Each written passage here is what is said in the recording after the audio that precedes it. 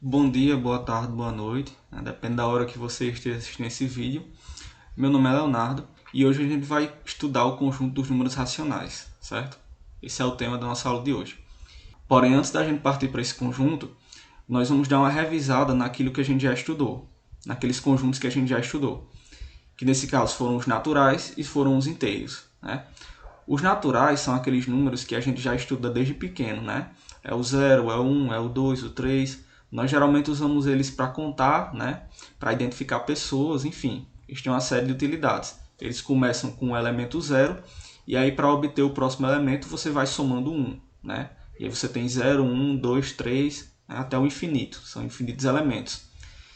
Mas o que acontece aqui, ó? Nem todos os números que a gente tem no nosso cotidiano, né, ao nosso redor, eles podem ser representados simplesmente por naturais, certo? Por exemplo, se você tiver um problema desse tipo, eu tenho R$ 2 e aí eu devo R$ 3 para uma pessoa. Então, qual é o meu saldo com essa pessoa, né? Olha só, se eu tenho um valor que eu devo maior do que eu tenho, então é natural que o meu saldo seja negativo. Então a gente representa isso aqui como -1. Então meu saldo com essa pessoa é -1, tá certo? Então olha só. Então esse -1 nos mostra que os números naturais não são suficientes para resolver os problemas ao nosso redor. Nós vamos precisar ampliar esse conjunto dos números naturais. Nós vamos precisar de mais alguns números. E aí surgiu, nesse contexto, o conjunto dos números inteiros, tá certo? Então, no conjunto dos números inteiros, você tem o seguinte. Você tem aqueles números que são negativos, né? Por exemplo, -5, -4, -3, né? -2, -1, 0. E você também tem os números positivos, que aí você vai ter o 1, o 2, o 3, tá certo? Então esse novo conjunto aqui, ele além de tratar dos números naturais, ele também trata daqueles números que são negativos, né? Então você tem... Só que mesmo esse conjunto dos números inteiros, ele possui uma limitação, tá? Se você pega, por exemplo, a operação de divisão entre dois números inteiros, você verá que nem todas resultarão em um número inteiro. Por exemplo, se você pegar aqui a divisão de 3 por 2 e você fizer isso na calculadora, você vai achar o número 1,5, que definitivamente não é um número inteiro, tá certo? Então, nós precisamos de mais um conjunto, né? Nós precisamos ampliar esse conjunto dos números inteiros para que esse tipo de número ele caiba aqui, tá certo? E aí você vai entrar no conjunto dos números racionais. Então, o conjunto dos números racionais é todo número que pode ser representado como uma divisão de números inteiros, tá certo? Então, olha só, pegando lá o nosso exemplo de 3 dividido por 2, 3 dividido por 2, isso aqui é igual a 1,5. O 1,5 que a gente achou, ele é um número racional, porque ele é equivalente a uma divisão de números inteiros, tá certo? Outro exemplo, se eu tiver -10 dividido por 4. Isso aqui vocês vão concordar que é uma divisão de números inteiros. E aí o resultado disso aqui na calculadora seria menos, né, 2,5. E aí você tem que isso daqui definitivamente também não é um número inteiro, tá certo? Você também pode ter esse tipo de situação, ó. -4 dividido por -2, olha só. São dois números inteiros. E aí a divisão desses dois números, isso aqui vai me dar mais 2, que me resultou em um número inteiro, tá certo? Outro exemplo, se eu tiver aqui 9 dividido por 3, isso aqui me dará 3, né? Ou mais 3. Então, olha só, nesses dois exemplos, nós tivemos também como resultado números inteiros, tá certo? E aí a gente viu que eles podem ser representados também como uma divisão de números inteiros. Então, os próprios números inteiros, eles também podem ser representados como uma divisão de outros dois números inteiros. Então, eles também fazem parte dos números racionais. Pessoal, diante dessa definição dos números racionais, a gente tem que entender que os números racionais eles surgem para representar aquilo que os inteiros não estavam conseguindo, que era exatamente partes. Veja, pessoal, o nome inteiros se refere a coisas inteiras, tá? E aqui nos racionais nós vamos representar quantidades que são partes. além das quantidades inteiras, né? Então você vai conseguir representar, por exemplo, uma quantidade como a metade. A metade de alguma coisa, ela não pode ser representada por um número inteiro. Ela tem que ser representada por um número racional, tá certo? A quantidade de metade em si, ela só pode ser representada por um número racional e não por um número inteiro. Então, por exemplo, 3 partes de 4. Isso é uma quantidade racional e não inteira, tá certo? Embora nós tenhamos visto também que no caso das quantidades inteiras também podem ser representadas como números racionais, tá certo? Então, o 2, por exemplo, ele é um inteiro e também é um racional. Agora, por exemplo, 3 partes de 5 é uma quantidade racional, porém não inteira, tá certo? E aí, quando a gente fala de representar os números racionais, nós podemos fazer de duas formas, tá? Uma forma é na forma decimal. Então, se a gente pegar no exemplo anterior, 3 dividido por 2 igual a 1,5, o 1,5 é o que a gente chama de representação decimal. Nessa representação, você vai ter duas partes. Uma é chamada de parte inteira, que é o que vem antes da vírgula, que nesse caso representa um número inteiro, por exemplo, o 1, tá certo? Então, o 1 representa a parte inteira desse número decimal. Já no caso do que vem após a vírgula, é o que a gente chama de parte decimal. E aí, essa parte decimal é uma quantidade não inteira, tá certo? Então, por exemplo, nesse caso eu tenho o 0,5. E aí, esses dois números são compostos por essas duas partes, né? Então, 1,5 é a mesma coisa de 1, que é a parte inteira, mais 0,5, que é a parte decimal. Inclusive, o 0,5 representa a quantidade de metade, né? E aí, um outro exemplo, se você pegar o número decimal 2,3, você vai ter que o 2 é a sua parte inteira e o 0,3 é a parte decimal, tá certo? Pessoal, uma coisa muito importante da gente aprender quando a gente está estudando os números racionais é a saber interpretar uma fração, certo? Eu vou começar aqui dando um exemplo bem simples para a gente ir avançando. Nesse exemplo aqui, considere que essa barra toda vermelha, ela representa exatamente uma unidade, tá certo? Então essa barra vai representar para nós uma unidade inteira, o número 1, ok? Agora vamos pegar essa barra e vamos dividir pela metade. E aí imagine que eu pegue somente uma das partes, essa parte aqui que eu estou pintando em vermelho. Ou seja, a quantidade aqui que eu vou representar essa parte que eu peguei, ela não será mais o número 1 inteiro, tá certo? Ela não será mais esse número 1. Ela será agora o número 1 de duas partes, tá certo? Ou seja, eu estou pegando uma parte de duas partes que eu tenho aqui, né? Eu peguei o meu inteiro, a minha barrinha inteira, dividi ela em duas partes e eu peguei apenas uma. E aí, o número agora que eu vou usar para representar essa quantidade que eu peguei será exatamente 1 sobre 2.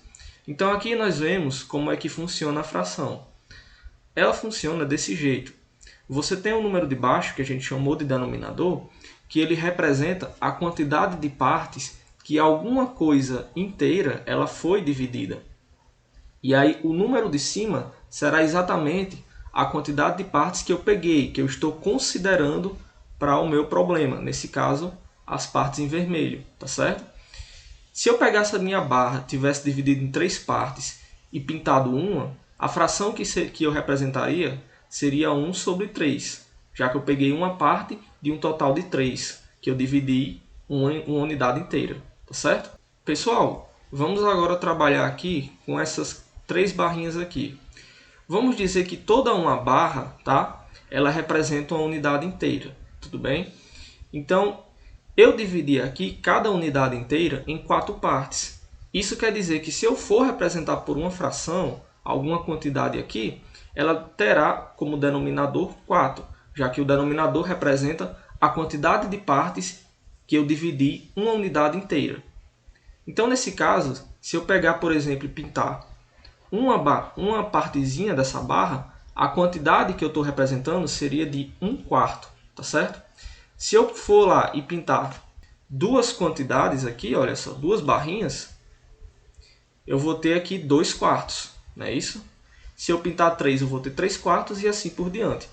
Só que aí, galera, eu posso representar também quantidades que representam valores maiores do que uma unidade inteira.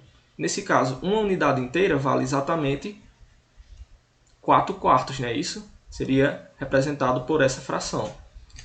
Tudo bem? E aí o que acontece aqui? Ó?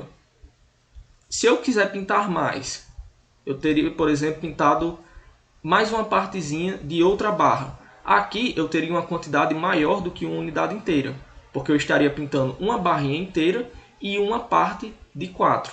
Então no total eu teria 5 partes de 4, tá certo? E aí você tem, só para a gente completar, se eu tivesse pintado, por exemplo, esse total aqui, eu teria mais do que uma unidade inteira, inclusive mais do que 2 unidades inteiras. Eu teria, nesse caso, 10 partes de 4 partes, tá certo? Então, eu teria uma quantidade maior do que 2 unidades inteiras, tudo bem? Então, é assim que a gente pode usar frações para representar quantidades, sejam elas maiores ou menores do que uma unidade inteira. Pessoal, para ilustrar essa questão da interpretação da fração, eu trouxe o seguinte problema para vocês. Paula comprou um pote de sorvete que continha quantidades iguais dos sabores chocolate, creme e morango. Qual é a fração correspondente à quantidade de sabor do sorvete de chocolate? Pessoal, aqui nós podemos pegar o pote de sorvete, né? E aí, olha só, esse pote de sorvete ele está dividido em 3 partes, né? Iguais. Eu tenho uma parte onde eu vou ter chocolate, né? Que eu vou representar aqui por CH. Outra parte eu vou representar como creme. E a outra vai ser morango. Então eu tenho essa quantidade de sorvete com 3 sabores e os 3 sabores têm a mesma quantidade. E aí ela quer saber qual é a fração correspondente à quantidade de sorvete do sabor chocolate. Pessoal, eu quero saber qual é a fração que corresponde a essa quantidade. O que a gente vai fazer? Lembra do exemplo anterior, né? Você tem que o sorvete como um todo, ele representa a quantidade inteira, tá certo? E aí, como ele está dividido em 3 partes, eu posso representar a quantidade de sorvete como uma fração que tenha denominador 3, já que o 3 indica a quantidade de partes que uma unidade inteira de alguma coisa, que nesse caso é o sorvete, está dividida. E aí, em cima, você vai ter a quantidade de partes que eu quero considerar no meu problema, que nesse caso é a quantidade de sorvete do sabor de chocolate. E aí você pode representar aqui como 1, tá certo? Você pode representar como 1, já que você tem uma parte toda dedicada ao sorvete, né, de sabor chocolate. Se eu quisesse, por exemplo, se eu tivesse perguntado qual é a fração correspondente à quantidade que não é chocolate, aí você teria 2/3, né? 2 partes de um total de 3 são dos sabores que não são chocolate, tá certo? Mas nesse caso do problema, a resposta é 1/3, tá certo? Eu falei para vocês que tinham 2 formas possíveis de você representar um número racional, na forma de fração e na forma de número decimal. Quando você tem um número racional na forma de fração, como por exemplo 3/4, você pode representá-lo na forma decimal, e é muito simples fazer isso. Lembre-se que a forma fracionária corresponde à divisão não completa, né? Então você não pegou e dividiu esses 2 números, você apenas os colocou aqui, tá? Então olha só, se eu pegar o 3 e dividir pelo 4, isso aqui vai me dar o seguinte, ó. O 3 ele é menor do que o 4, né? Então eu precisaria colocar um 0 e uma vírgula aqui e mais um 0 aqui. E aí eu posso fazer a divisão. Pessoal, do 4 para chegar até o 30, eu teria que multiplicar por 7. Então eu colocaria um 7 aqui e menos 7 vezes 4, 28. E aí, isso aqui me daria o 2, né? Pessoal, aqui nesse ponto eu não preciso mais colocar nada aqui. Eu só preciso acrescentar o 0 e continuar a divisão. Do 4 para chegar no 20, posso multiplicar por 5. E aí eu vou ter 0,75, né? E aqui o resto 0. Então a minha resposta aqui do 3/4 na forma decimal é o 0,75. Nós também podemos representar os números decimais na forma de fração. Você pode pegar, por exemplo, o número 2,5, que é um número decimal, e eu quiser saber a forma fracionária dele, você tem 2 processos. Primeiro processo, você vai contar quantos algarismos você tem na parte decimal. Nesse caso eu tenho um algarismo após a vírgula, então eu tenho um algarismo na parte decimal. E aí você vai fazer o seguinte, você vai colocar a barrinha da fração, coloca 1 no denominador, e aqui do lado do 1 você vai colocar vários zeros, tá certo? Só que a quantidade de zeros que você vai colocar aqui corresponde à quantidade de algarismos na parte decimal. E aí você vai colocar aqui, ó, 0, já que eu tenho apenas um algarismo na parte decimal. E aí, em cima aqui, que é o segundo passo, é você colocar um número como se não houvesse vírgula. Nesse caso, ficaria 25, tudo bem? Vamos para outro exemplo aqui, ó. 3,59. Então, o primeiro passo, você coloca a barrinha, coloca o 1, e aí conta quantos algarismos você tem na parte decimal, que nesse caso eu tenho 2. Então, você vai colocar aqui 2 zeros aqui. E em cima você vai escrever o número como se não houvesse vírgula. Nesse caso, 359. Um último exemplo, 0,048.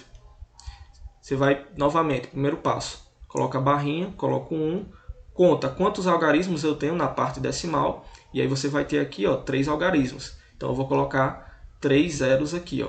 E aí em cima você vai escrever o número como se não houvesse vírgula. Aqui em cima você escreveria 0048, mas nesse caso esses dois zeros você não precisa escrevê-los, tá certo? Então sobraria apenas o 48, tudo bem? Então, na forma fracionária seria 48 sobre 1000, bem simples. Pessoal, usando o conhecimento que a gente viu até agora, é possível resolver algumas expressões simples envolvendo números racionais, tá certo? Então eu tenho aqui 2,2 mais 4,1 menos 4 sobre 8, né? Pessoal, olha aqui essa expressão, ó. Com o conhecimento que a gente tem até agora, é interessante que a gente transforme todas as frações em números decimais, tá certo? Para que aí a gente faça operações apenas entre números decimais, que é mais simples do que fazer com frações, que é algo que a gente ainda vai aprender no futuro. Então, olha só, eu tenho aqui 4 dividido por 8, tá certo? E aí eu posso acrescentar um zero aqui, ó, tá? E aí, ao custo disso, eu coloco um zero e uma vírgula aqui. O 8, para chegar no 40, pessoal, eu posso multiplicar aqui por 5, né? E aí eu vou ter exatamente 40. Então, eu vou colocar menos 40 aqui, isso aqui vai me dar 0, né? E aí, esse número na forma decimal seria 0,5. E aí, nossa operação vai ficar 2,2 mais 4,1 menos 0,5. Pessoal, essa expressão aqui agora, que envolve somente números decimais, nós podemos resolver assim. Primeiro nós somamos 2,2 com 4,1. Nesse caso eu tenho 2,2 mais 4,1. Pessoal, numa soma ou subtração de números decimais, você sempre tem que deixar a vírgula embaixo de vírgula, tudo bem? Então aqui eu tenho 2,2 mais 4,1, isso aqui vai me dar, coloca a vírgula aqui, 3 e 6 aqui. Então, o número aqui seria 6,3. E aí, agora, nós vamos pegar o 6,3 e subtrair com o 0,5. E aí, olha só, coloca a vírgula aqui embaixo e aí você faz a operação como se não houvesse vírgula, do mesmo jeito que a gente fez aqui na soma. Então, eu empresto 1 aqui para o 3, vai ficar 13, né? 13 menos 5 vai me dar 8. E aqui ficou um 5, né? 5 menos 0 dá 5. Então, eu tenho 5,8 como resposta final, tá? Como a resposta da minha expressão. Um segundo exemplo de expressão numérica é esse daqui, ó. Eu tenho aqui uma multiplicação entre números decimais, somado com 2,4 menos 9 sobre 3. Novamente, a estratégia, você vai transformar todo mundo que está na forma fracionária para a forma decimal. E aí eu vou ter aqui, ó, 9 dividido por 3. Isso aqui vai me dar igual a 3, né? Já que se eu fizer a divisão do 9 com 3, eu vou encontrar 3. E aí, olha só, você pegar aqui a multiplicação, eu vou ter 3,2, né? Multiplicado com 1,5. E aí, vamos fazer aqui a continha, ó. Pessoal, na multiplicação, você vai fazer ela normal, como se não houvesse vírgula. E aí, depois eu vou dizer o que a gente vai fazer com ela, tá certo? O 5 vezes o 2 vai dar 10 aqui, ó. E aí sobe 1 ali, 5 vezes 3 vai dar 15, 15 mais 1, 16. 1 vezes 2 dá 2, 1 vezes 3 dá 3. E aí somando isso daqui, a gente vai ter 0, a gente vai ter 8 e a gente vai ter 4, tá tá bom? O que aconteceu aqui, ó? Eu fiz a minha multiplicação como se não houvesse vírgula. Aí agora, pessoal, eu vou contar quantas casas decimais terá, quantas casas decimais esses dois números que estão multiplicando, eles têm juntos, né? Então, por exemplo, o 3,2 tem uma casa decimal. O 1,5 tem outra casa decimal. Então, no total, eles têm duas casas decimais. E aí, nesse caso, o meu número aqui, ele também terá duas casas decimais. De forma que a vírgula terá que ficar aqui, no 4,80. Então, a minha resposta aqui, ó, dessa multiplicação é 4,8, né? Ou 4,80, tanto faz. E aí, nossa expressão vai ficar assim, ó, 4,8 mais 2,4 menos 3, né? Então, vamos resolver isso daqui, ó. Vou apagar aqui essas continhas que a gente já fez. E aí, nós vamos ter o seguinte, ó. 4,8 somado com 2,4, nós podemos fazer a soma normalmente. Isso aqui vai dar 2, né? Sobe o 1 aqui. E aí eu vou ter, ó, 1 mais 4 dá 5, né? 5 mais 2 dá 7. Então eu vou ter aqui 7,2. Então eu vou ter aqui, nesse caso, 7,2 menos 3, né? Pessoal, quando o número está na forma inteira, você pode escrevê-lo na forma decimal. Lembre-se que a parte decimal desse número é 0. Então você pode acrescentar aqui um 0, tá certo? E aí esse número, para que vírgula...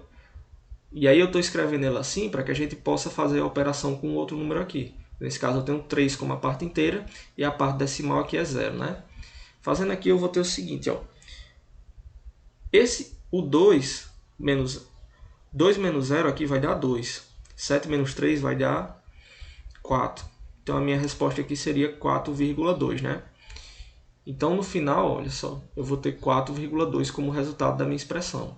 Pessoal, os dois resultados que a gente obteve, né, tanto o 5,8 como o 4,2, eles podem ser transformados também na forma de fração. Lembra como é o processo, olha só. Eu posso pegar esse 5,8 e contar quantas casas decimais ele tem, que nesse caso é uma, né? Então eu coloco 1 e coloco um 0 aqui, correspondente à quantidade de casas decimais que ele tem. E aí em cima eu posso escrever o número como se não houvesse vírgula, que nesse caso é 58.